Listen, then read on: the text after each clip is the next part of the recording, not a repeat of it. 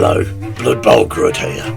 Now I'm here to introduce you to the Tier 3 podcast. The podcast that has done for Blood Bowl what Nurgle's Rot has done for the sex lives of pestigores. Enjoy!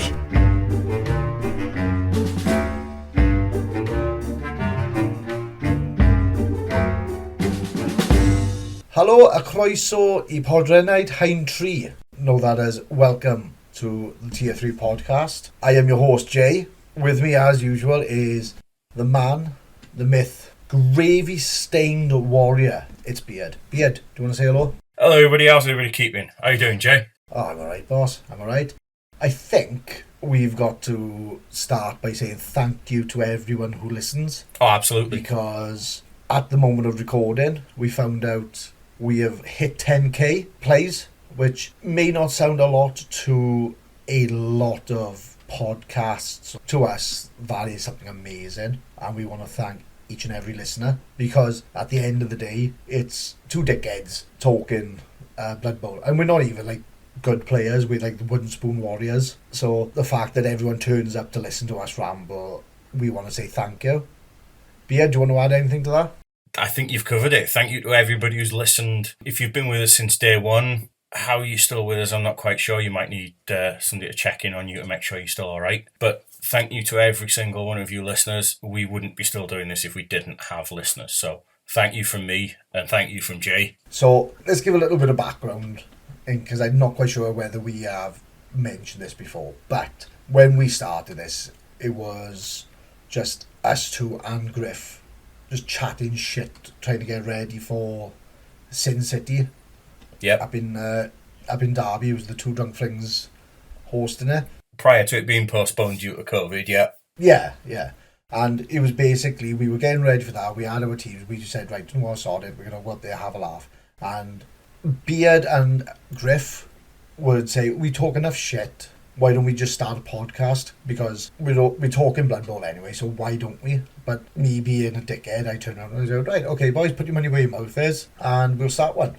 I'll record, I'll edit, let's just do it. So circumstances didn't allow us to have Griff straight off the bat. Like, he came in once or twice, but it's been me and you now for 2 years, hasn't it, Bet? It has. 2 years lockdown. It was us just, like you say, chatting shit, and it kept us hobbying while we weren't allowed out of our front doors. And yeah, we did. We put our money where our mouth is. And I think, what was it we said? 100 plays in the first year we'd be happy with? Yeah, we were like, if we have 100 people in a year, we'd be happy, right? If we get 50, perhaps it's not worth doing it. Yeah. But 2 years in, 10k plays, to us that's mind-blowing. To the point of, at some point, the pair of us are going to be getting tier 3 tattoos now, just to like commemorate the fact that we've got up to 10k, when we said we couldn't even do that in like, what was it, 5 years we said we could never get? Exactly. I mean, there's football teams who have less attendances every month, so, you know. Exactly. Again, thank you everybody. It's much appreciated.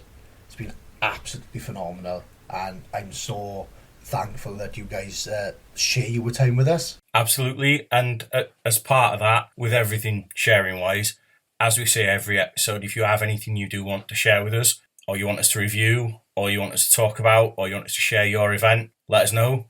And you can do that Facebook, Instagram, Twitter. I'll let you read the email address this time, Jay.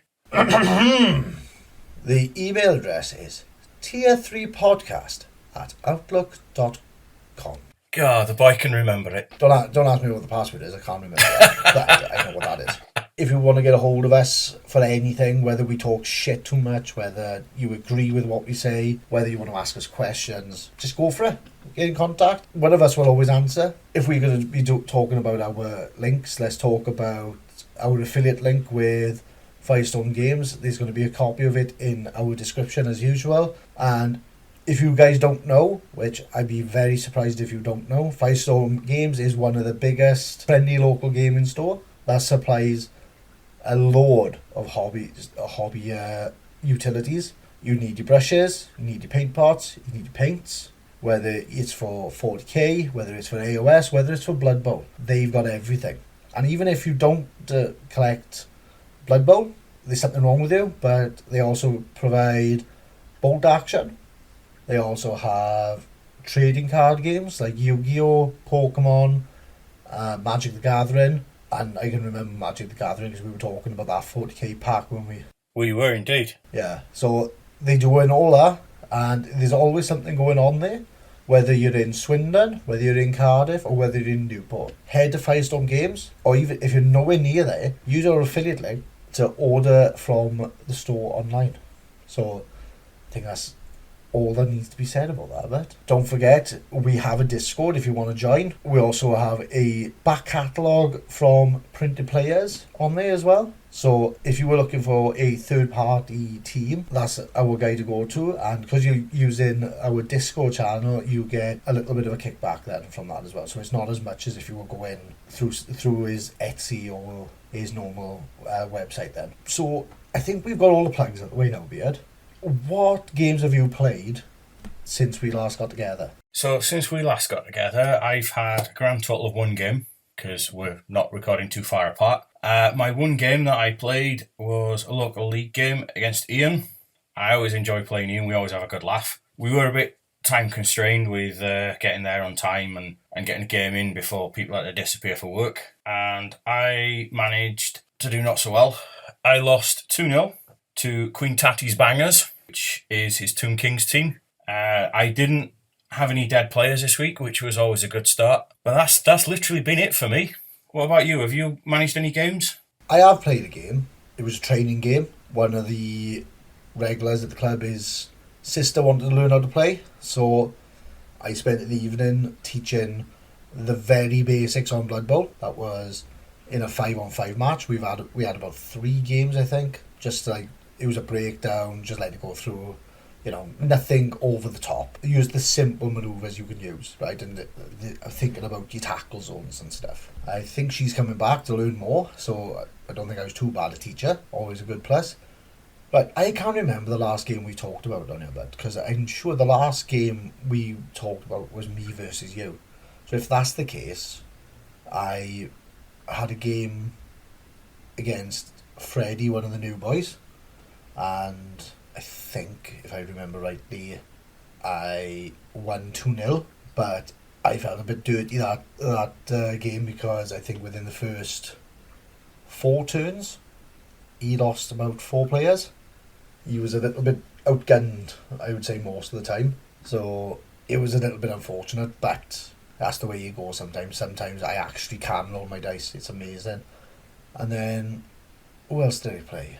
No, I don't think I said. I was supposed to play Snaby's St. Otlins, but he's had to drop out the league. Other commitments. I think I'm doing okay.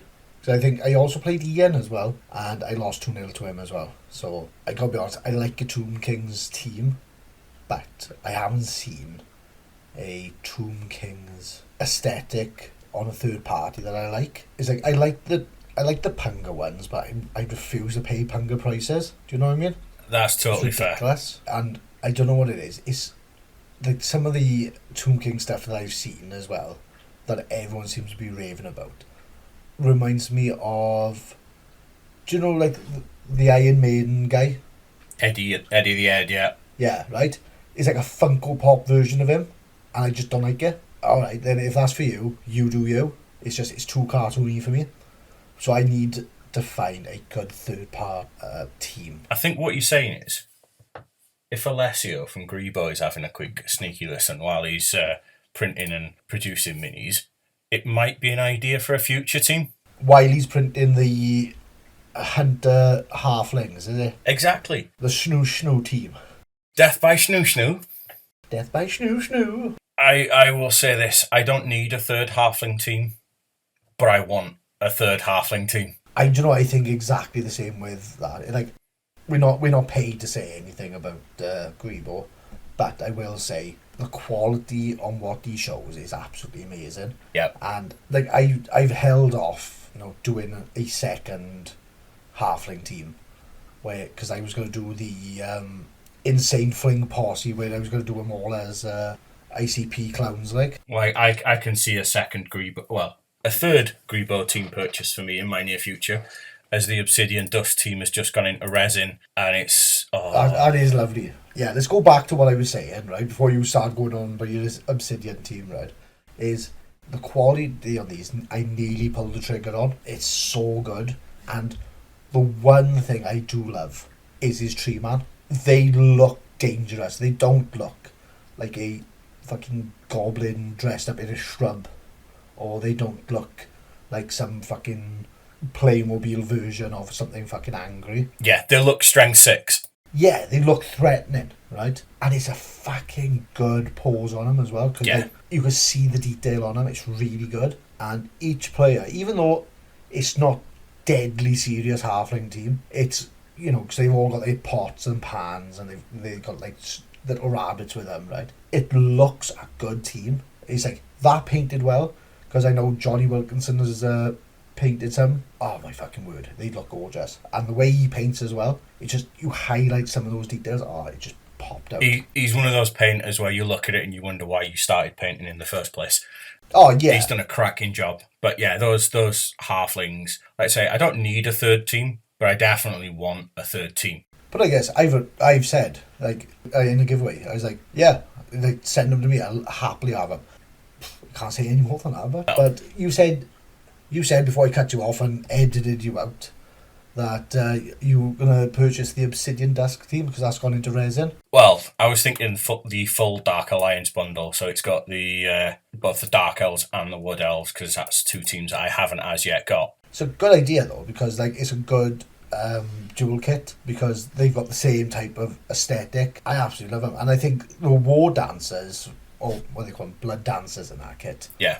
look better than the assassins. So like you could easily just paint up the woodies and just use them as dark elves. As your assassins, yeah. Amazing, but Yeah, they were the first Grebo team I wanted. I'm not an elf player. I've never played one game with elves, not even on Blood Bowl 2. But I still need one of every team for the painted shelf, which we'll come on to the painted shelf and what we've got through in a bit. But this team, I think, this is where Grebo have looked at different bundles, and they do the same thing for like Chaos and Undead and what have you, where they have crossover packs that cover more than one team. Yeah, I think that's my next big team purchase, I think. I want to do, other than Tomb Kings, I like the Grebo Chaos Renegades kit. Yeah. That's a tasty one. That is really, really tasty. But I got to work my way up to that. I got so many fucking kits that I got to finish. And I set myself a fucking challenge this month, knowing that we're away to a tournament up in North Wales.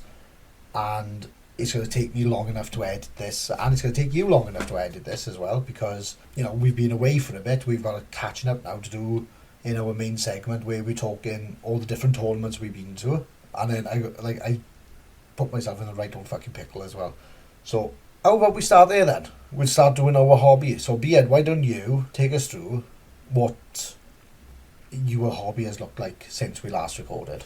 So since we last recorded, which was not long after Thread, my hobby has consisted of clearing out a couple of shelves to make room for more wallet burning. I've had my Galadur's 3D printed Savannah team through, which listeners will remember we did a review on quite a while ago on Kickstarter Corner. I've had them through and the models are just as good as the renders. They were cleaned up lovely. I got the base team as well as two extra hippos. Two extra rhino guys. I also got the Limon and Zumba add-ons. So I've got a chainsaw guy and a acorn stand-in. The kit's great. I've got them all undercoated. I've got all the bases done. I am the majority of the way through my first test, Rhinoga. I am going to be ordering a couple more chimpanzees when they come to their online store. When that happens, just so that I have the extras in case I need extra Noblars. But that's literally been my hobby, because I've hit a bit of a painting funk where I was rushing through teams just to get them ticked off. Whereas now I want to go back to like I did back in January with my Chaos Dwarves and properly push my painting. I want to paint for the enjoyment of it. I've got these. Yeah. I've got another team that I'm going to come on to reviewing, and I've got a 41 Squig team from a friend of ours, Seducer of Trolls, who I D&D with and who I met in person at Thrud. Absolutely sound guy. I almost made him and his Necro cry at Thread. Don't give away any spoilers now, but come on. I won't, but it's thanks to him I earned a new nickname of the Smiling Bearded Dream Killer. That's going to be my serial killer name, we've all agreed. I thought you were serial killer and it was Child Smasher after what you've done. Well, I did get booed out the hall at one point as well, but we'll come on to that later on. But no, my hobbying has consisted of painting up one Rhinoga and doing a load of bases, so I should have the Rhinoga finished in the next couple of days and get some more progress then as I batch paint my way through things. But yeah, other than that, I've bought some Turbo Dork paints, bought some more Scale 75 paints, started expanding my Vallejo paints. I'm moving away from GW quite a bit just to try other ranges. I know we spoke about them and we've given these away as prizes, but I started using Artis Soap as detail brushes as well. Not the ones that you've kept from the tournament. No, they were given out. I didn't put any dodgy fakes in the box. Right, that's okay, because I don't want Artis Soap listening in and thinking that you kept a set, right? No, absolutely not. They were given away, and talking about tournament, we'll come on to that in a bit. Everybody that got prizes from us was really happy with what they had, so but we'll come on to that. But no, that's been my hobby. Most of my hobby was clearing out a shelf. What about you? What have you got done this month? Right, well, mine has been a little bit weird. Well, I didn't paint for weeks because I too was in a hobby funk. I was not enjoying painting. It felt like a chore every time I sat at my desk. And I think with the shifts I was putting in at the time as well, that didn't help either because life got in the way. I in my second year of Warhammer Plus as well, that Warhammer TV thing, they done something different this year, right? Where last year I had to wait a full year to get my miniature, and I thought that's badass. This year they said, right, which model do you want? And it was a choice between a Chaos Sorcerer for AOS and a World Eaters Terminator. I went for the World Eaters Terminator. I would have preferred a Blood Bowl model, but obviously it's not the biggest draw for GW. It's the community that makes Blood Bowl what it is. So GW better get a grip. GW better get a grip, in case they're listening. So I've got the Terminator by here. Absolutely amazing. And the one thing I like about this, it's based on a White Dwarf cover art. Yep. From years and years ago. Absolutely fantastic. And the fact that they've done it into a model is really sweet, so I can't wait to put that together. I don't even collect 40k. I'm quite happy to put that together just to say that I got it, and it's cover art as well. Like, you know. Sometimes you just want a model because it's a cool model to get it painted. Oh, it's fucking gorgeous. Like, you know, just to think, right, if you could find the White Dwarf, cut the front off, and if you got that like painted, you could like put that in the back, put that model in front, and you're just like, yeah, that's fucking badass, isn't it? But yeah, I've done that. I've kind of picked up a few sets of AOS, and one of them being the Belco model. And I've said since it came out, I want to pick it up just to paint, but it doesn't go with anything that I paint. I don't collect 40k, I don't collect demons. Part of my hobby funk was I was not enjoying my painting, so I picked up a model that I wanted to paint. But dumbass player, who never finishes anything, starts everything with really good intentions and then just drops off because he doesn't have the time, decided, I'm going to challenge myself. It's one model, it's a big model, but it's one model, and I'm going to paint that by the end of the month. Dickhead, I thought, I'll be clever, put it online, look, he can do it, can he? And everyone's like, no, he fucking can't do it, I've seen him. And I think everyone's a bit sore because I call them all fucking dinosaurs because of the square base, but I don't want to bring that back up again. So that's together, it was primed. I've had to order a few more paints because I'm wait for them to come and then I can finish doing the rest of them, but I'm on track. I'm probably ahead really of where I thought I was going to be. I am kind of hoping I would have done 99% of this model before we go to North Wales, because it's the Maltese gauntlet we got, haven't we? So we have. Yeah. So that's going to be fun, and hopefully by then I'd have a painted Bellico model. On top of that, I started painting a Varangard model, and he was a bitch to put together, he was. I still haven't primed the horse yet, but where you said about the Savannah team, right, I kind of got intrigued where I was like, my usual basing is I just put a load of mud down and leave it as that. So I thought I would test myself, and it was a little challenge between me and you, wasn't it? Yeah. So I've done my desert base for him, kind of happy with it. It's something different. I want to get these done so I can finish my basing, and then it's giving me ideas for basing for my nose as well. So it's really starting to fuel a little bit of a hobby fire in me. So I'm going to be going through this editing as quickly as possible so I can get back to my painting. And it's not often I say that. So I think that's it for me, and I think it's time that we start talking reviews. So Jay's absolutely right. We have no Kickstarter corner this month. We're going to do some product reviews as there's bugger all in the corner and the well is dry. So we're going to have a chat about some things that we've had through, some purchases we've made, some things we've had that we want to sort of bring to the table. You guys know we're all about the community, and this is sharing some more things from the community. So I have one thing I want to review, and then Jay has a couple of things himself that he's brought to the table. So I'm going to start off with a 3D printed minis company called She Prints 3D. I've recently purchased a high elf team from them on Facebook, and I will be honest with you, the quality is absolutely amazing. Much like another 3D printing company that we've spoken about before, they are very, very reasonably priced. I will say that the cleanup on these models when they turned up, I've not had to do anything whatsoever. They are ready to go on a base and ready to be primed. Detailing is fantastic. They take paint really well. The delivery turned up very, very quickly. There was a little thank you card in there for purchasing, which when you bought something, that's quite nice to have. They were really well wrapped and packed. I think I paid £35 for the team. That included delivery. And they were there That's not bad. within 4 or 5 days. I spoke to them a couple of times on Facebook, and they're really, really easy to communicate with, completely get what you're talking about. So I've been in touch with them recently, and you will be able to find them at a couple of events coming up. So there will be the Game of Thrones in Dudley on the 15th of October. So that's probably around the time this is dropping. And they will also be at Beast of the Beast in 2023 as well. And she was also at LGT, just gone. I saw some of the pictures there. It looks like she had a good turnout for customers there. Exactly. She had not just teams, but she had some of her own company dice and dice cups as well, which look really, really nice. So I'm looking forward to purchasing a couple more teams from her. I know you've got your eye on, was it the Oni Ogres? Yeah. I like the Oni Ogres.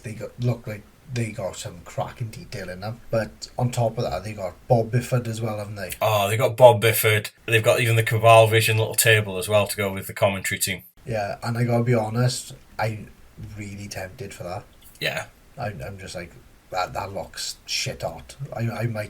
I might get myself a little Cabal Vision duo. Well, all I gotta do is give one a bit, like, green stuff, a big massive beard, put more of a gut on Bob, and then that could be me and you then doing our podcast in miniature form then, isn't it? You have to, like, green stuff a little microphone in front of them and... No, it's Cabal Vision, isn't it? We're talking into a fucking... crystal ball. That'd be fucking wicked. It would. I said to Cyanide, I said, look, if you want any voice work, how about Blood Bowl's second favourite podcast duo? You know, we'll do some voiceovers down from the dugout, like, innit? Exactly. Or whatever. And yeah, we didn't get a response, but they don't want us.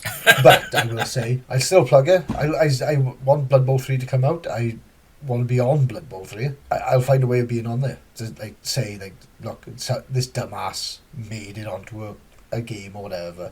Same as, like I said to a company, look, if you ever want to do, was it like an add-on for a Kickstarter, if you could do halfling and a goblin with the microphones then, you could say it's us. I'm happy. I want to be a second in miniature. Let's get involved. And on top of that, I noticed she's got a third-party boa constrictor, and it looks beefy. I like it. Have you seen it? I have, yeah. Like, to me, it looks a star player. But if you didn't want to use it as a star player, it's chunky enough that it could be a big guy.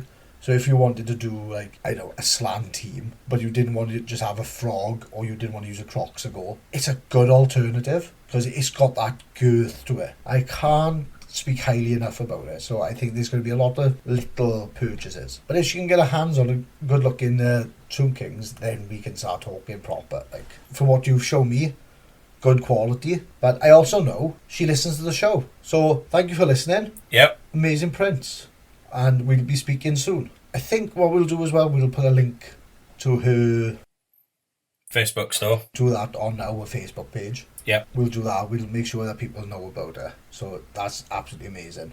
I'm sure printed players won't mind us talking about another person. Like, she got different catalogue as well, hasn't she? So exactly. you could use the two. Anything else, bud? That's what I've brought, but I hear that you've had a few things, Sue, that you want to have a chat about. Yes. First off, I got my hands on the Green Stuff World arch lamp. Absolutely amazing.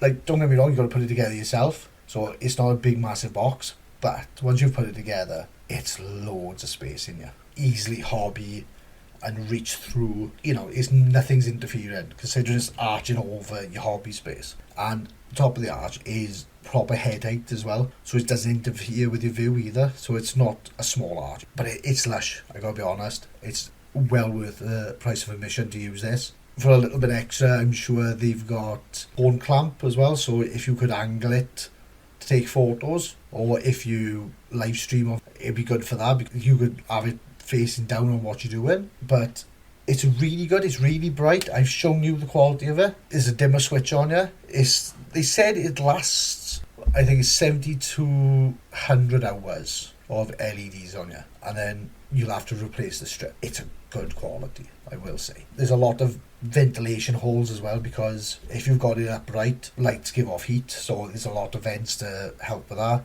Easy to put together, easy to take apart if you ever want to take it apart. You've got the feet on it as well, so it's not clamped onto your desk, so you can move it about whenever you need to. The only thing I will say, if you're outside of the EU, you've got to pick an up adapter plug, because it's only got the EU dual pin on there, so you need to have a converter turn it to a 3-pin if you're in the UK, and if you're in the US, they've got a different plug as well, and it's the amp wattage or whatever. That's one thing I will point out, but overall, absolutely amazing. Anything you want to know extra about? I think you've covered it. Pictures I've seen so far of what you've shown me, the angling of all the LEDs as part of that arch means that there's plenty of light going in, so there's not going to be much shadow cast compared to using a standard lamp. No, and the thing is, it's not in the way either, because because you've got it arching over you, there's a lot of arm space. So if you've got your painting palette right in front of you, you can reach through without hitting anything. You haven't got a fear of bumping into it. It's absolutely lovely. And I've been waiting for that Redgrass Games lamp, and I think this is probably going to be a better quality. Yeah, these could be brighter. They got the dual lamps, so you can move them at certain angles. But this is so much better, because there's no dark areas. You're not having to angle it stupid areas then just to try and check where the shadows are. It's a good light source on it. Like I said, I've taken photos for you, and you can see Bellico is standing in the middle. He's not a small guy, and he looks tiny in the arch. So there's loads of space. If you were looking for a new lamp, I would say go to Green Stuff World. Shall we give these things a rating, a tier 3 rating or something like that? 1 to 5? 1 to 5? Yeah, we can do that. I'd give this lamp, I would say, 3.5 goblin heads, possibly 4.5 goblin heads. What about Sheedy Prince quality, bet? She Prince 3D, I would give 4.5 to 5 star, because every interaction I've had, price-wise, quality of the prints, even the little thank you card in there, it's all a 5 goblin head service. The other thing I want to talk about is I reached out to Doc Miniatures. I found him on Twitter, I did.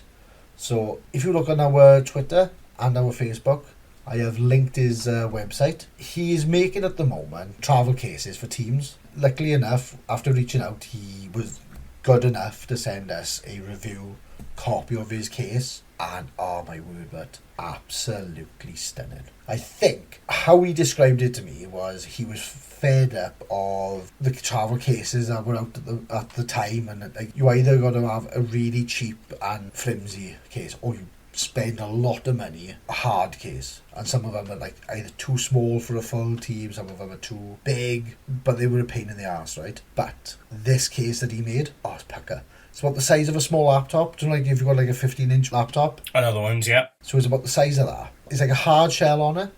Lovely to touch. 2 zippers to open it up. Inside the lid, you've got 4 zip parts.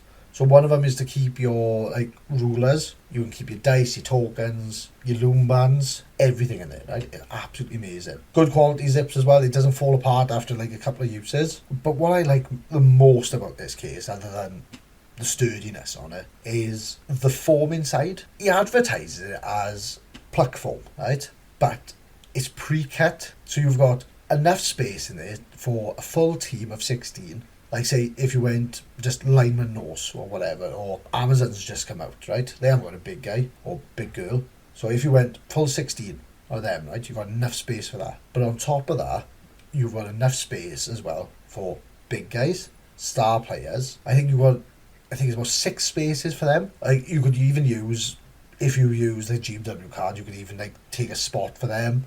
I found a spot that's big enough to hold the GW dice. I've stuck in my full squad of Black Orcs in there, and I've still got room. It's absolutely amazing. It's £35, and I will say it's worth a hell of a lot more.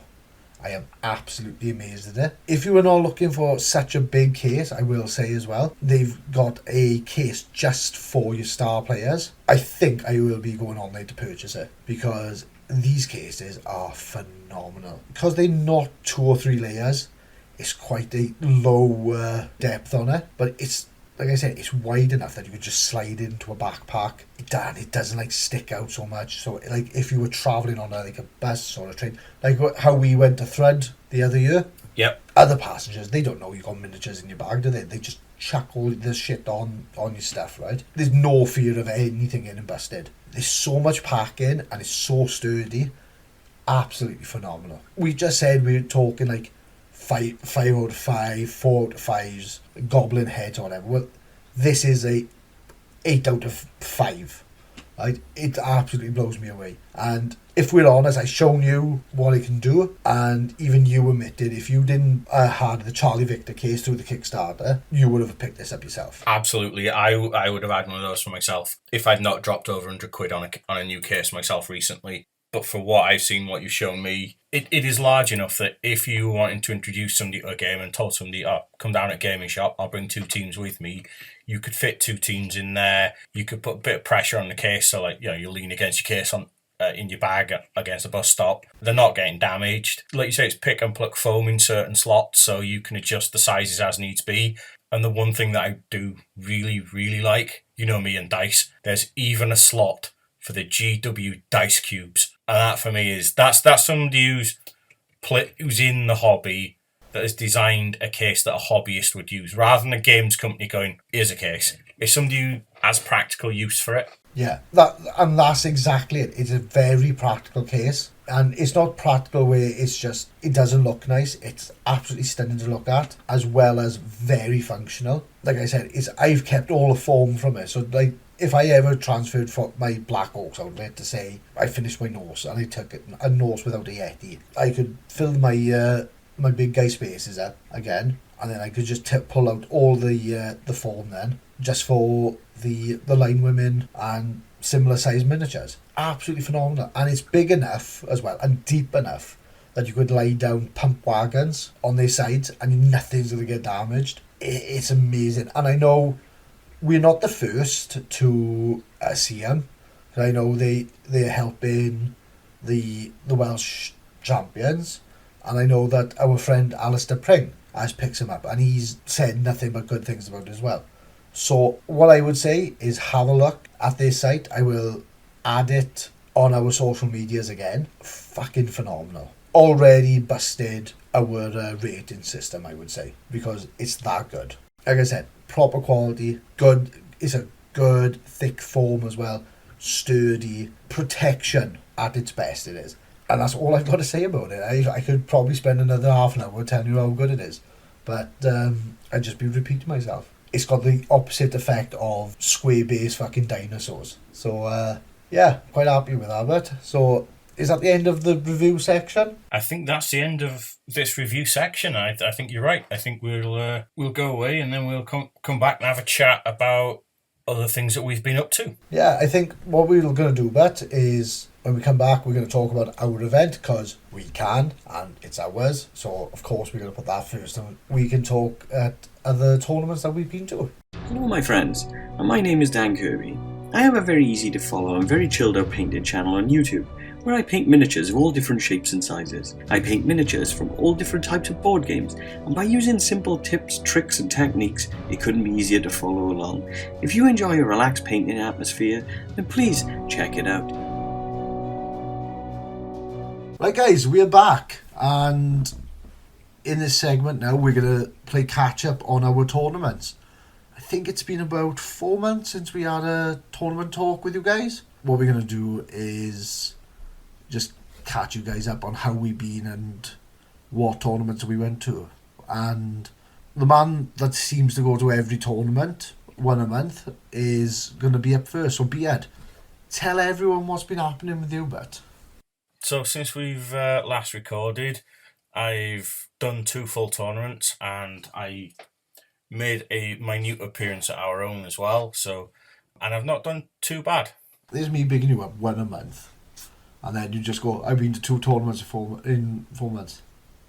Really shot me down on that one. I get Well, I did June, July and August. I haven't done one in September because I've had a lot on in September. You had the wrestling. I had the wrestling, yes. But we've got one coming up the week after we are recording this, so we'll be back on the road then. Got one planned in for November, one planned for December, one planned for January. So like you say, it is one a month most of the time. But if we go back to June, so I made the long, arduous trek all the way from Cardiff to Middlesbrough using Megabus. And I went to play in CCC Bowl from the NE1 boys. Was it by the CCC? It wasn't quite by the CCC, no. I couldn't see the sea or by the sea. I took my Lovecraft-themed Nurgle with me. It was 3 games in one day. I played Yodlugger and his Goblins, and I lost 2-0. Nice. I had a good chance in the first half to make a breakthrough, and my Pestigore fell on his arse, and it went downhill from there. My second game, I played Glum, and they're Shambling Undead, and I managed a 1-1 draw. Nice.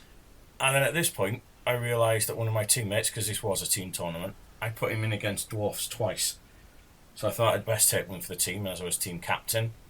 And I went up against Giza666 and his Dwarfs. I managed to win 2-0 with Nurgle. Nice. I went 1-1-1. You went to a tournament that, 1, is a team tournament, and 2, you were voted to be captain. Yep. Right. Yeah, not quite sure how either of those happened, but it did. My captain. What was your final result then? So my final result was scored 3, conceded 3, 1 win, 1 draw and 1 loss. And looking at the overall table, before I get onto the actual team, I managed to finish a grand total of 18th out of 32 with a 1-1-1 record. 1-1-1. Yep. I managed to score 6 casualties and take 4, so I was in the positive on that as well. Nice. Coming onto the team itself then, so it was me, it was Chris from Black Oak Down with his Orcs, it was Sneaky Bacon with his Dark Elves, and it was Chili with his Elven Union. Oh, you met our boy Chili, have you? I have met Chili, yes, and he is a chilled dude. Awesome, because I've only ever spoken to him on Twitter, and I keep threatening that I'm going to catch him up at a tournament, and I never do. Yeah, I felt bad for him because his dice were absolutely awful. He usually had I think he took your dice. Probably. Got to have had really bad luck if he took my dice. Oh, he didn't do so well. But in terms of the team then, we came second overall. We won most team touchdowns, so walked away with the trophy. Nice. And in terms of casualties as well, we were equal highest on casualties scored as well. Equal second highest on casualties scored. So we didn't do too badly in that, actually. No. It was a good weekend. I got a trophy for my trophy shelf, which is an important thing. And yeah, I got to stay with Chris. I got into some rather nice beer while I was there. I've got some in the fridge. If anybody's seen or heard of it, Brew York beer, give it a try. We might even start our own beer podcast eventually. No, I don't do it. Along with a long list of other podcasts we've debated doing. No.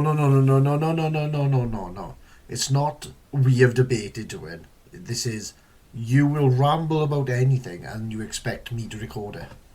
Get it right. I expect you to record it and edit it. Oh, right. Okay. Yes. No. That was CCC. I had a really good time. I played Jason Sneaky Bacon in a test game on the Friday evening. Was it the Friday evening? Yeah, the Friday evening.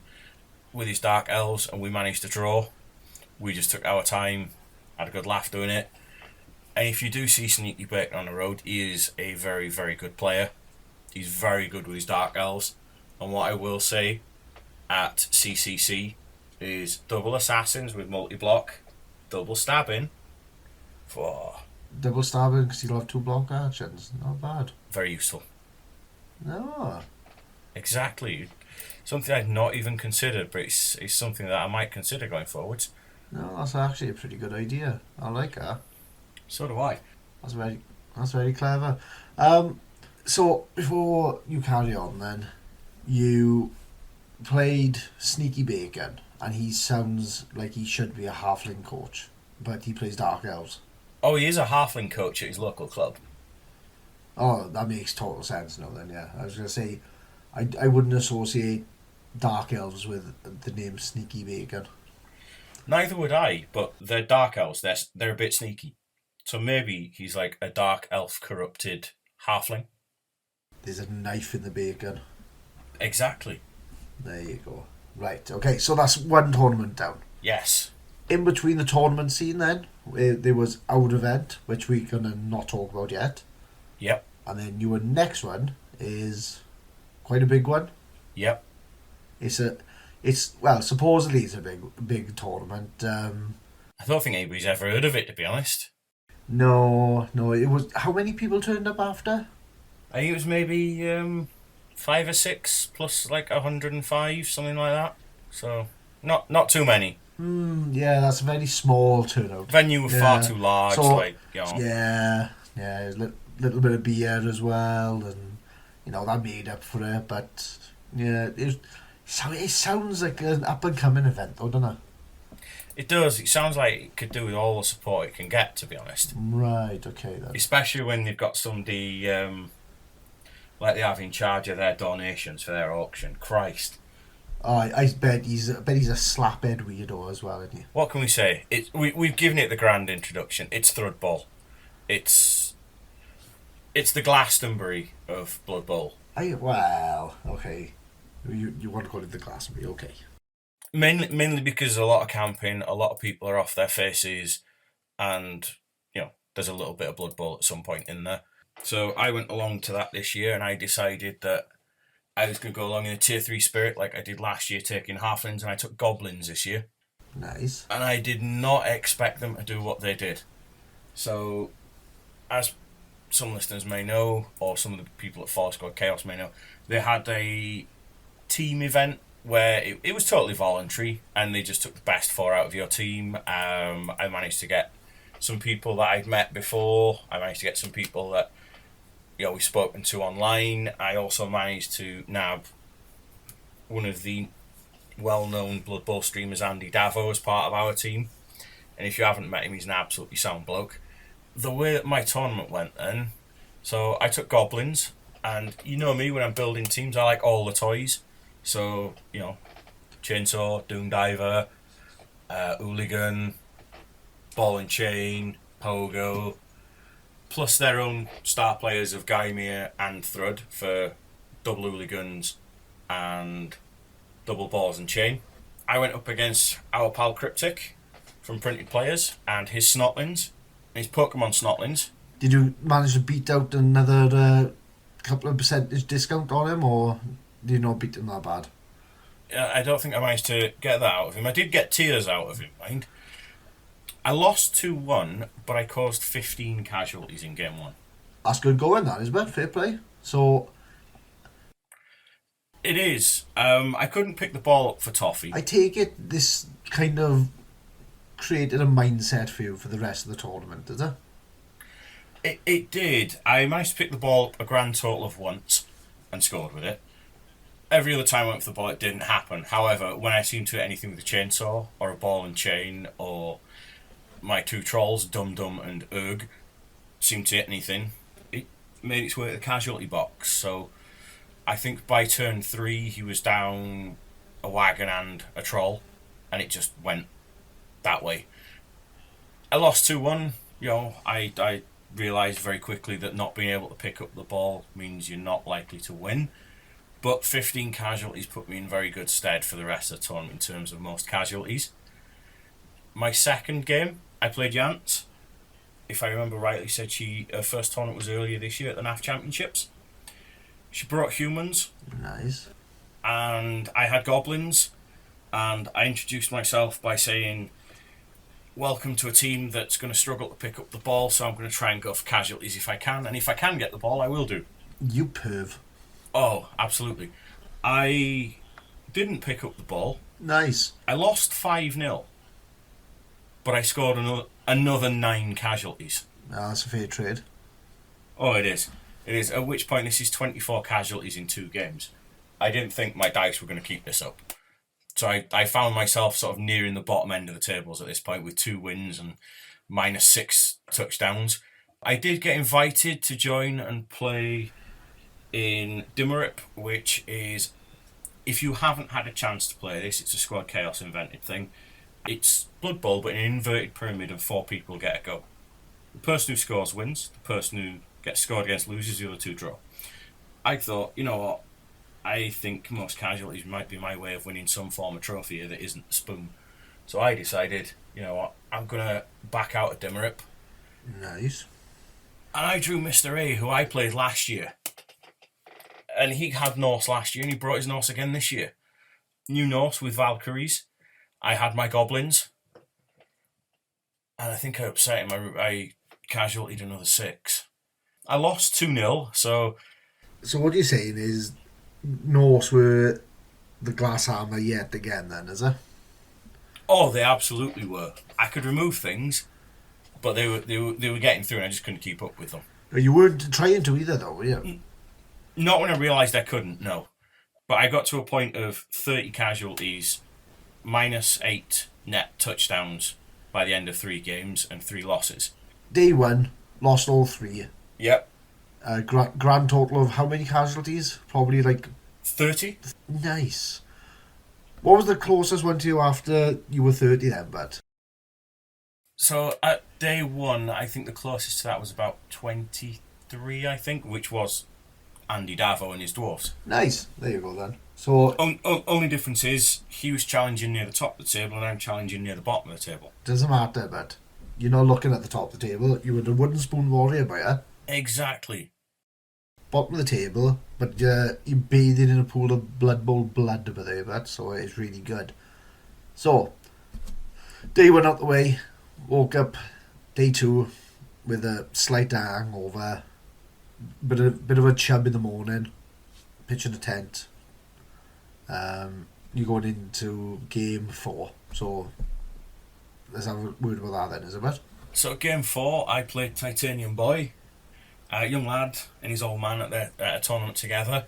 His old man played Cryptic in this round, so that we were not too far apart tables-wise. And Titanium Boy had his Underworld. So, another smashing for you? No, I managed to pick up a 2-all draw, somehow. Against Underworld, I know. And how old was this child? Probably about 9. So you drew with a 9-year-old? Good going, I did. Like it. I'm trying to avoid asking this, but what was the casualties like? Another 9? Oh, I bet you should be on a fucking register. At this point, you're about the 7th person who's now said that. You are admitting to me and to everyone that's going to listen to this podcast, you smashed a 9-year-old. And then had the cheek then to draw the game with him. At the end of the game, I had a chat with the Squad Chaos boys and invited Titanium Boy up on stage because I will say this, for having lost 9 players, the lad did not stop smiling all the way through. That's what I like to hear. And there is going to be some tier 3 goodies on the way when I can get their contact details from Squad Chaos boys. I'm going to get him a shirt and a couple of other things from us on their way because he took 9 casualties like a champ. I've seen people take 9 casualties and launch things around the room. So, yeah, you know, he did exceptionally well, and he was even bragging to his dad that he lost so many players, and he was still managing a draw. Oh, that's good going. That's a kid that's got a proper Blood Bowl spirit there. Oh, he absolutely does. You should nurture it, not smash it though, but I will say. But, Yeah, I felt bad about the 9 casualties. well, did you feel bad about that, or the fact that you got booed out of the venue for about an hour? I can take the boon out of the venue, to be honest. That happens when I walk into the office. Just like our kid took a smash in, is it? Oh my word, but right. So after your Chris Hansen moment, you had game 5. What was that then, bud? I had game 5 and I had our good mate, Seducer of Trolls. I played D&D online with him. He's absolutely sound. He came all the way from South Scotland with his necromantic horror, which Nice. could have been an absolute savaging. But So we'll start with how the game went. what was the score? The score was 0-0. Interesting. I almost had the most famous troll in all of Thrudball history. Explain. Dum Dum decided he wanted to score. There was a goblin with the ball by the touchdown line. Dum Dum managed to work his way all the way up there without going stupid. He failed catching the handoff and then failed a pickup. So sadly, he lived up to his name of Dum Dum. You lived up to the fucking name of Dum Dum. Why did you? Why the fuck did you? Because how many people would be able to say they got a goblin troll touchdown to win a game at a tournament? How many people fucking attempt it? Exactly. It's the tier 3 thing to do. Oh my word. Right. Okay then. So 0-0 necromantic. I'm guessing this person was older than 9 years old this time. Seducer Trolls is older than 9, yeah. Right. That's all right then. So less on the register then. Less on the register, but I will say that casualties stopped being funny in this game after turn 4. Go on then. Admittedly, we didn't stop laughing. However, there was a point where Land Rover, one of the Squad Chaos gents, and I say Absolute legend. Yep, he runs the auction at Thrud, and he puts on a bloody good show while doing it. He's wandering round. I have just made a block, put a player on the floor. I have asked Land Rover to roll the armour dice, and I have asked Seducer of Trolls to roll the injury dice, and off disappeared another player. What was the grand total? Another 9. Another 9. So Another 9. This is turning into a cricket score now, which, yeah, it stopped getting funny in that game. We didn't stop laughing. really, are you sure you know the fun ended in that game because he's from Scotland, so you probably couldn't understand him. Well, I don't know. He kept accusing me of being Welsh, so... So not only is he hard to understand, he's an idiot as well then. Well, let's put it this way. I have promised we're going to take him an inflatable sheep for next Thrud. So, we're taking him an inflatable sheep for next Thrud. He's got enough sheep running around Scotland, do you fuck? Well... Is he going to listen to this? Oh, he's more than likely going to listen to this as well. And as I understand it, he's still getting therapy over what those goblins did to his necromantic horror team. Seducer of Trolls, is it? Seducer of Trolls, yes. Seducer of Trolls? Go fuck your own sheep. Thank you. Thus ends the public service announcement for the evening. Exactly. So my last game, game 6 then, I drew Vanik and his orcs. And at this point, due to my own health, I was flagging quite a bit at this point. I was struggling with a lot of decision making. I did manage another 1-1 draw, and I will say this, thank you very much to Nick for managing to sort of drag me through the game a bit. There were times where my mind just went blank, and I struggled to work out the basic difference between beef and vegetarian gravies, which, if you know, I'm more struggling if I get to that point. Right, okay then. I managed a 1-1 draw. In this one, I took probably the most casualties in all of my 6 games, but I still managed another 6 casualties. Very good show, Bert. Very good show. So, that's all your games played. You've still got people throwing tomatoes at you for what you've done to that child. Yep. So you finished the day What would you say, the 100 odd players, what was your final position? My final position, 3 draws and 3 losses. That's not bad, with goblins that are on a murder list as well, isn't it? It's not bad at all. So, are you going to start calling them murder hobos for next year then? Or are you going to retire them? I'm not. However, Frank, the original founder of Threadball, asked me if I will paint a team up for the auction for next year. Nice. What I'll be doing, and I'll be more than happy to do this, I will recreate the Goblin hit squad that I took with me. Nice. I will be painting them to my best ability, which will be looking like it's been finger painted in it with a 2-inch emulsion brush. I was going to say, has he seen you paint then? I think he might have done. And he still asked you? Well done. He still asked me, yeah. Ah. I'll be recreating them. I will be donating my own 2 sets of Goblin dice that did a lot of the damage this year. So anybody going to Thrud next year in the auction will have an opportunity to buy a recreated version of the Goblin hit squad. I'm recreating them because the Doom Diver that I have, his ankle is very, very fragile and he likes falling over a lot. I will be recreating it with a brand new team, and I'll be bringing that for the auction. There'll be pictures in advance of Thrud go up on their website for the team. But I did. You better start when we get back from this event now on the weekend. More than likely, I did walk away unsurprisingly with most casualties. And to put it in perspective, second place on most casualties had 35. I had 53. So, you blew it out the water then, is it? Just a little bit. I don't think I will ever get casualty and removal dice at an event like that ever again. You could say you smashed it. Oh, you could. You could say I smashed it. But for those that were lucky enough to be there at the end and see the trophies, you saw my mug up on stage. I would like to thank... No, I'm not going to go into that. But no, it was a very enjoyable tournament. Again, if you get chance to go to Threadball, I would suggest it. And I will also say as well, if you haven't had a chance yet, go check out Squad Chaos's podcast from this month, because I have been on there chatting all things Threadball. And what I will say is, and I said this on their podcast, they asked me what I would do to improve Threadball next year. And my answer is that I just wish more people could enjoy it.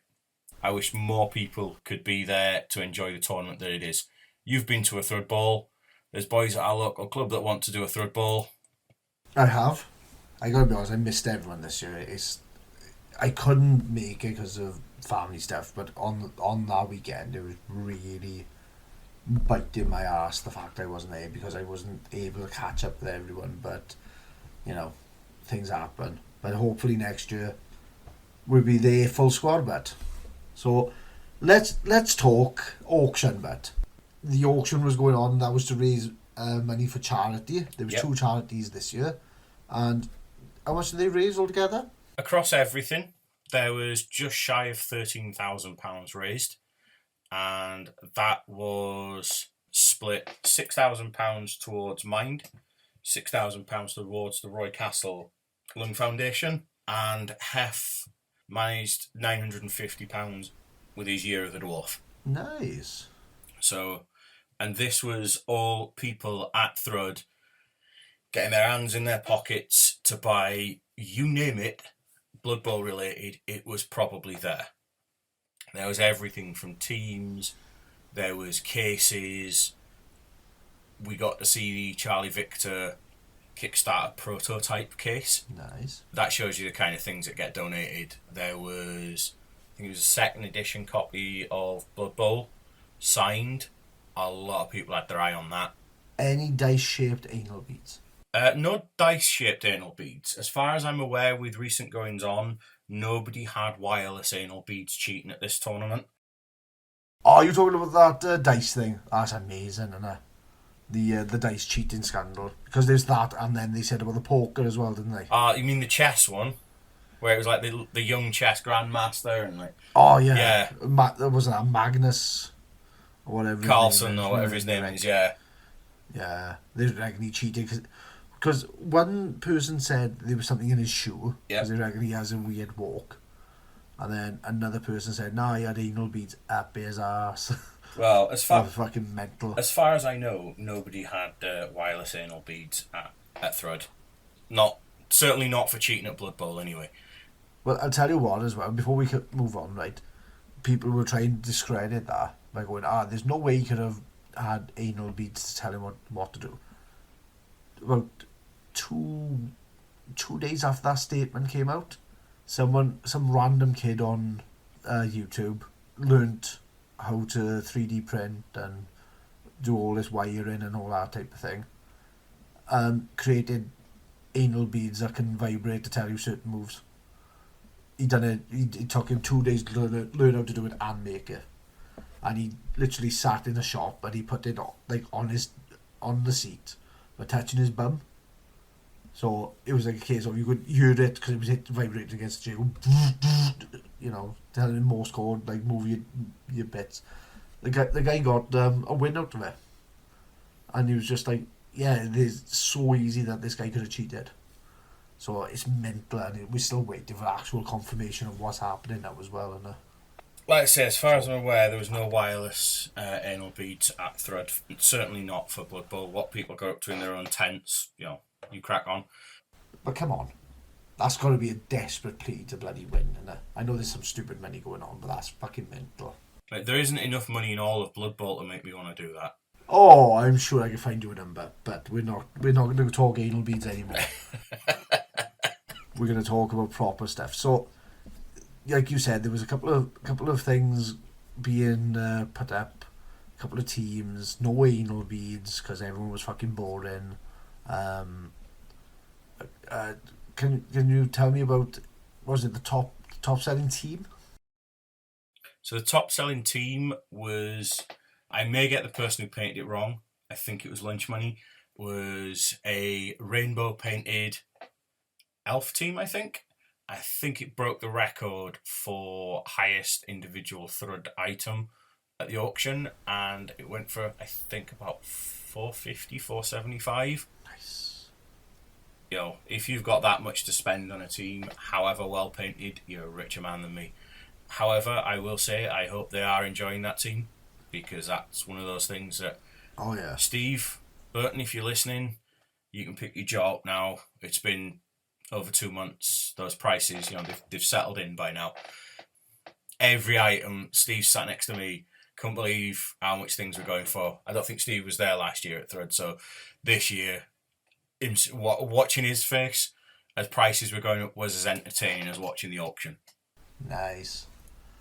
And Land Rover still hasn't got the taste of peppermint out of his mouth, having done 2 peppermint shots to add an extra 10 to 20 quid to an item. Nice. As we said, Land Rover, ever the entertainer, great auctioneer. He'll be on Homes Under the Armour before long. He'd be on something grander than that, but he's awesome. And I gotta be honest, gives awesome hugs as well. But I think that's a little secret that I've just told everyone now. He does. So, for everybody that listens, we all know about Glow's hugs when you see Glow. But next year at Thrud, go give Land Rover a hug and tell him Tier 3 sent you. Yeah, hug a Land Rover. Exactly. I D&D with Land Rover and he is absolutely sound, so you will see him out and about. He does the TO in at Thrud, so he doesn't get to enjoy the tournament. But well, that's why he deserves a hug. Exactly. But no, the auction was brilliant. Some of the items went for a lot more than was expected. You know me and dice. I think I bid on almost every single set of dice, and I didn't walk away with any because they were going for silly money. There was dice from America, dice from Canada, Italy, France. There were individual sets of glowworm dice. You name it. There was knitted dice again this year. There were some unbelievable sets of dice that I just wanted all the shiny rolly cubes and didn't get any of them. It happens. I've never heard a man have like a hard on for dice. I could literally hear your piece hitting the table then as you were talking about it. I don't know. I don't think I'm half as bad as Bim when it comes to for dice. But Oh. talking of You Bim, can't say anything about Bim. Best present ever I've had is off him. It's absolutely amazing, and I cherish that. That's always in my wallet. so this is why you keep talking about vibrating wireless anal beads. No, because you haven't got them from me, yeah. Oh, is he not? No, but for Bim, I definitely wear him. He's absolutely amazing. He's one of the nicest guys in Blood Bowl. Oh, absolutely. Talking of Bim and what have you, Bim brought some of his products with him to Third Ball. He's making cabinets for dice and teams. Oh, nice. Yeah, he's tailoring it to different things, different wood, glass, perspex. He may be there next year. I don't know what his plans are at the minute, but if you reach out to Bim, I'm sure you can have a chat with him and see what he's offering. Talking to tradesmen in the industry, Black Hawk Down, Chris, he was there again with not just dice this time round. There were slammer mats. I've got a set of these. I'm using them as coasters. He was there with mouse mats. He had absolutely all sorts this year. I just spaffed all my money on beer, so I didn't spend as much on the Black Hawk Down stuff. I will say about Chris before you move on, right? That with him and the Black Hawk Down brand, he is so phenomenal. He is amazing at what he does. Like, we've seen some of the trophies. Like, Yeah. What was it? The Sin City trophies that he did. Yep. The quality on that was amazing. Well, when I went up to CCC Bowl, I stayed with Chris, so I got to see the inner workings of Black Hawk Down. So I can't really talk about some of the things that were ongoing and projects that are ongoing, but I did get to see some of the trophies that went to Eucalyptus Bowl in Australia before they went. And I will say this, the work that he puts in, if you want a custom trophy, they are well worth the money. I don't think I'd leave his house if I ever went there. I'd be there snorting bloody dice dust and bloody jizzing over the trophies. I gotta be honest, it's... I could have sacked off the tournament and just stand there watching things in process, watching and having a look at just all the different dice that he's got stashed away, and looking at his ongoing projects list, which if I tell you about, I'll be shocked. But that's just going to Stockton. I was in Black Hawk Down HQ, and I tell you what, if you want a fully customized service when it comes to things like dice and what have you, you can't beat Chris. No, he is top. He is top dollar. That's all you got to say. He's, the most sought after man in bloody Blood Bowl for the accessories that he does, and I can't speak highly enough of him because he does our dice for us. Yep. And I've never had a problem. Everything I've had off him has been absolutely amazing, and he is one of the most patient people I will ever meet, because he was having to explain different steps to me when we were talking about different products and that. It's so, like I said, he's got the patience of a saint. So, like, if anybody is looking for dice or trophies, he is the man to seek out. Also does quality display bases as well. Absolutely. I've got one of them ordered on the way with a couple of custom inserts. So if you want display bases where you can have as many holes cut out as you need for your team, Chris does a couple of different designs, so it's worth having a chat with him about. Yeah. And I've seen a few of them on the road as well that other people have, and it's like, yeah, I need one of them. Yeah. Definitely need one of them. Oh, it's quality work. But, we'll wrap up the whole thread bit now. So, we donated something to Thread ourselves. We did. And do you want to tell everyone what we donated and then what happened to it? So there's a couple of things we donated. We donated a painted thread and a painted thread squig. And they went for, I want to say £75. And they have gone to Co-Wolf, who's over in the Czech Republic. I think Czech Republic changed their name a couple of years ago, but it's over in the Czech Republic. And I offered to also add in a custom painted star player to that. So, talk to them as to what you would like. But yeah, our Tier 3 painted models have made their way international before we've even gone international. Yeah. I'm impressed with that somebody has liked our painting enough that they've managed to go, yeah, let's ship that. So, Oh, never mind that. I'm just happy somebody bid on it. Never mind how much it went for, or it's going around the world. Somebody wanted to bid on it. that would have been embarrassing. Oh, the Tier 3 boys have donated these 2 models. Can I get a penny? No. Straight to the bin. Oh, we've got to pay you to take it. Yeah, that sounds about right. I also donated three t-shirts, which went into different things, raffles and what have you. So there's t-shirts and there were player packs as well. Nice. So there are now officially some Tier 3 podcast t-shirts out in the wild, and they are out. They're out there. People have got those to show off, or use them to, Come rags. clean the cooker down with, whatever you use a rag for. But it's out there. Jizz rag. Yep. So it was a very eventful weekend then, is what you're saying, is it? I will say this: it's the one tournament of the year that I will sit and go, I'm going to that Nice. a year in advance. Aside from me looking at the World Cup, 'cause it's a World Cup. Third next year, I've booked off a couple of hours waiting for the tickets to go live. Squad Chaos will tell you more about that on their own podcast. But I've booked time on the day to make sure I get my ticket day one. I'm that sad. Yeah, we know you're that sad, but it's also dedication as well, but so that's awesome. Have you got any more tournaments that you need to talk about? I made a brief game at our own event, which we'll come on to in a minute too, but nothing that I've played at. Going back, we both have a couple coming up in the next couple of months that we'll be at, so you'll see us on the road.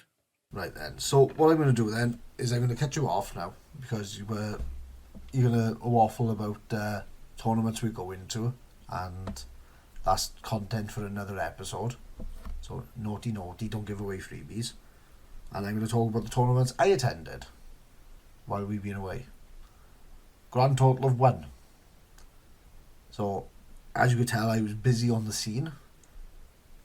And that was Star Player Showcase 2, which I will say, absolutely amazing day down there it was. Down in Cardiff, it was Shep, and it was a good day. If you don't know what the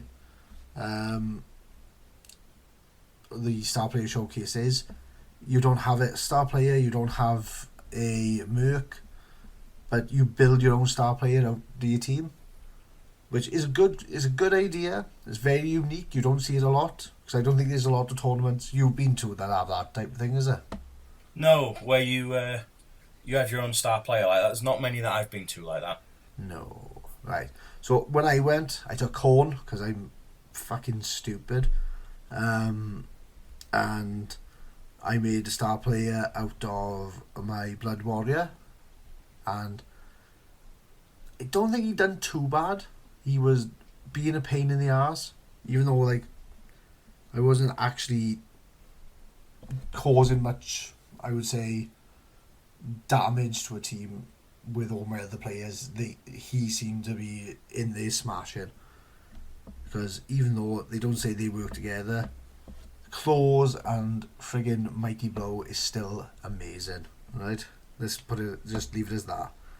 So I took Corn, which consisted of Bloodspawn, all the Blood Warriors, all the Corn Goes, and then made up the rest of the linemen. So as you can guess, Frenzy really bit my ass a lot, and when Frenzy wasn't biting my ass, just me generally rolling shit bit me in the ass. So game 1, I played Hobnail and his Imperial Nobility, and I was 1-0 up at the end of that, which is rare for me because I don't think I've won many games with my Corn. Game 2, I was playing Underworld Denizens, and I was back to original form. 1-0 to the Underworlds. There was no stopping them. Every time I touched them, they were made of fucking rubber. So I could knock them down, but they bounced straight back up. Really annoying when you can't get the when you can't get the casualties you need. I played Morgan Paul with his dwarves, and that was a draw. So that was the end of day one for me. I think I was about 11th out of 22 on the day.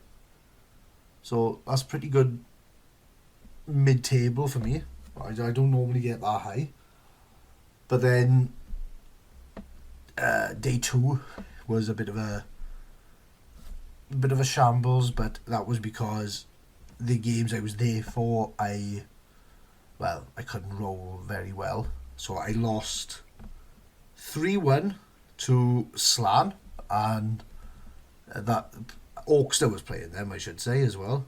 So he really knows how to play Slan, and he knows how to be annoying with them. I think that's the best way to play Slan, is just to be annoying little bastards. But again, there's so much leap, and when you can't break armor, it's just nothing's going to work for you. So that was that. And then game 5, which I felt so sorry for this guy because I couldn't finish the game, and I'll explain that in a minute. So I lost 2-0, but that's because I had called the game at half time because my little one fell down the stairs and we needed to rush him to A&E because we didn't know if he had busted anything or not. So as you can imagine, I had to get from Cardiff back home and then straight down. So bit of a mad rush at the end of that day. I think I landed last but 1 because I couldn't finish the game, but I felt bad that I couldn't finish the day for Dave and for the guy I played, but I was a little bit, well, I say little bit, as if I'm a heartless bastard. I was really concerned about my son, and I was like a little bit tied up in that, as you can imagine. And I will say Dave reached out to me towards the evening just to make sure that the little one was alright. So thank you, Dave. That was awesome, but it was nice to know that someone was thinking about me as I was driving like a maniac up the road. So that was my tournament beard. Bit of a shambles for me, that was. But you have days like that, don't you? You do. You have tournaments that go that way, and it's about, as we've said before, it's going in with the tier 3 attitude and just enjoying what the dice throw at you and meeting people, having a chat, see what brought them to that event, and see how their day's going. Because if they're on the bottom table with you, they're probably not having fun either. So why not have a bit of a laugh and a bit of banter and break down the oh, you've rolled a double one, so did I. Yeah, I mean, next time I'll make sure to wrap my boy in bubble wrap so if he falls on the stage he can bounce and not really break a bone. Thankfully, I will say for everyone, didn't break any bones. He was just banged up and bruised. So, that was a good outcome. I think kids are made of rubber and up until they turn into teenagers. So, I think he proved my point really well at that point.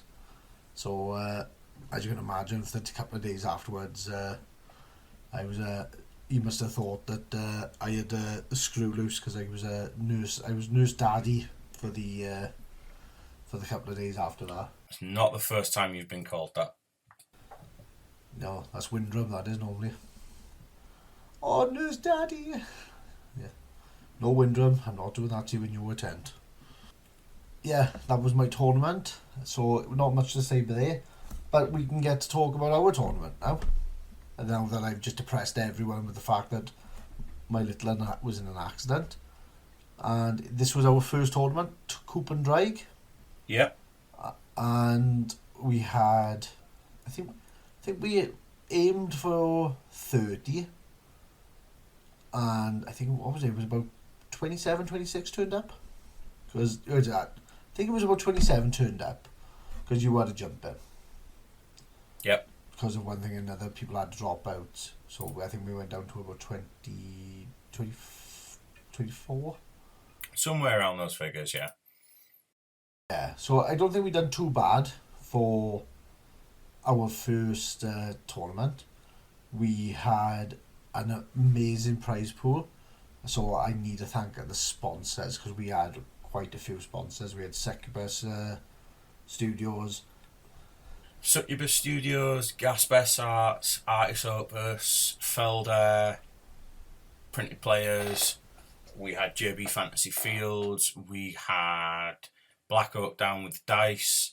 We had Charlie Victor with some giveaways. There was absolutely loads of sponsors. And thank you to every single one of them, because there were people that were at Firestorm for other events eyeballing stuff that was on our prize tables, looking at our things and asking, like, all these prizes? Yep. We had a table full of prizes. Yeah, I think we managed to get 11 prizes in total for people. So it was a good day. Everyone seemed to enjoy themselves. We come away with a few ideas how to change it up for next one now, haven't we? So we're going to be having to put that pen to paper and sort that out soon, because we want to get ahead of the curve again and, you know, lay down a very fair rule book in our eyes. But yeah, it went really smooth. There wasn't a lot of muck-ups. I think me trying to learn how to do score on the fly was the biggest muck-up. Catering was fine. I think we had a thank you from Firestorm as well, because of how well the tournament was running. We were on time. We managed to keep in the good books. But yeah, it was a good day, and like I said, everyone had a goodie bag. Everyone had, like, a set of dice in their bags, a free barrel, because that was for the event. We managed to give away our goodie bags, a tier 3 goblin and a tier 3 halfling. So everyone had something a bit unique. So it was a good day, and I want to say a big well done to Orkster, who won our event and then proceeded to smash me the next time I saw him. So that was enjoyable. And what did you think of it, Matt? I really enjoyed it. It was different being on the other side of the table. A lot different. Yeah, I had a couple of hectic weeks in the week up to it, writing everything down, and I'm sure I had something for this, I'm sure I had something for that, and then realised I actually had more than I'd originally planned. And yeah, it was... I was doing things literally up until the night before, putting certificates together and what have you, and it was what it was. It was a really well-run day between us and Firestorm. I know we mention them a lot, but if you are going to a tournament at Firestorm, it is a cracking venue. It's purpose-built for what they've done inside. For the food's great, the beer's not bad. In fairness, we should mention them, because they are affiliate links anyway, in there. So Absolutely. I mean, in regards to, like you said, there was a lot of prize support, but seeing people's faces when they turned up and we're getting all these stuff out of boxes of, we got this, we got this, we got this, and it kept coming. I think people spent as long looking at the prize tables as they did playing their games, because there was that much stuff. Well, it was nice to be able to provide that for everyone that turned up, because I was front and centre on that day, where I was probably the first person at venue-wise that they saw. I had to try and make sure everyone knew what was happening. I tried to free myself up then to be on the floor ref as well, because I know sometimes with your health stuff as well, it's hard for you to get up and about as well. But I think it was so well organised, we didn't even have to worry about anything like that, really, did we? It was good to be on the other side and seeing how it is running it, and then you tend to appreciate an event more, I think, as well. I agree. You do. You see how much goes into it beforehand, not just turning up on the day, and Yeah, it was good. It was good, and if anything, it's just fired us up to do another one. It has, which is good, because I think now I can say, because before this comes out, we're going to have the information out there.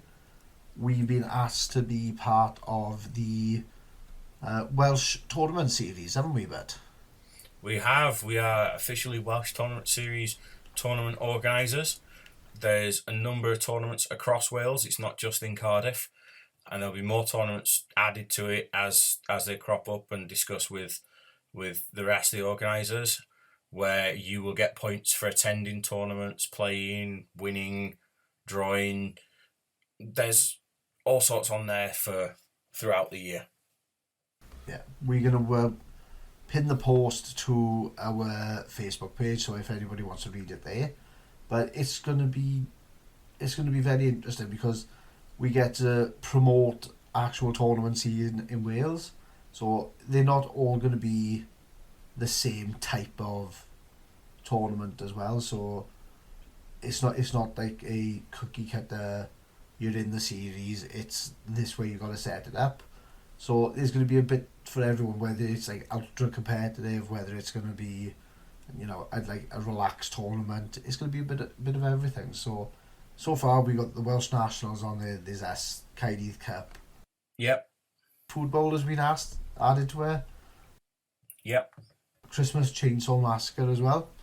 So it's good. It's going to be good. It's going to be a good tournament series to promote the scene in Wales, like I've already said.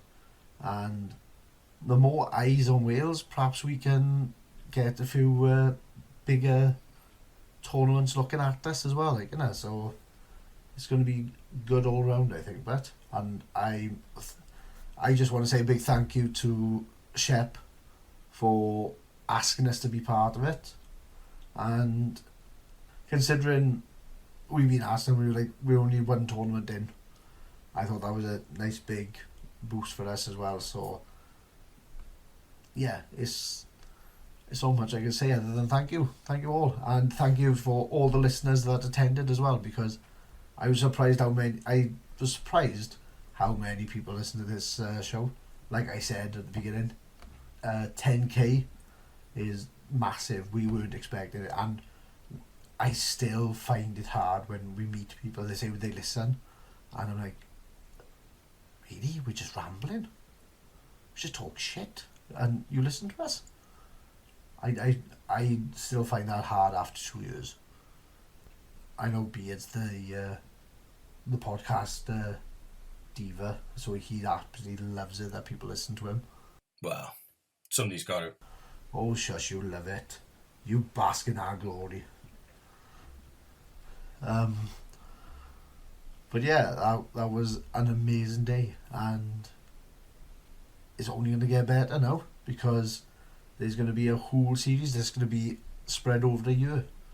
And like I said, we're going to be there, we're going to be at other tournaments, and we're going to be just talking shit there as well. So, Beard, anything else you want to add, my boy? There's nothing else I can think of. We've already mentioned about our social medias and our email address and our affiliate links. Yes. Well as chatting about a couple of other podcasts that you should listen to as well, including the New Kids on the Block as well, the Eye of Nuffle. Yep. And Get the Ref as well. You've got to talk about them as well, because they're our other Canadian brothers that we don't want to leave behind as well, and they are big on the tournament scene as well.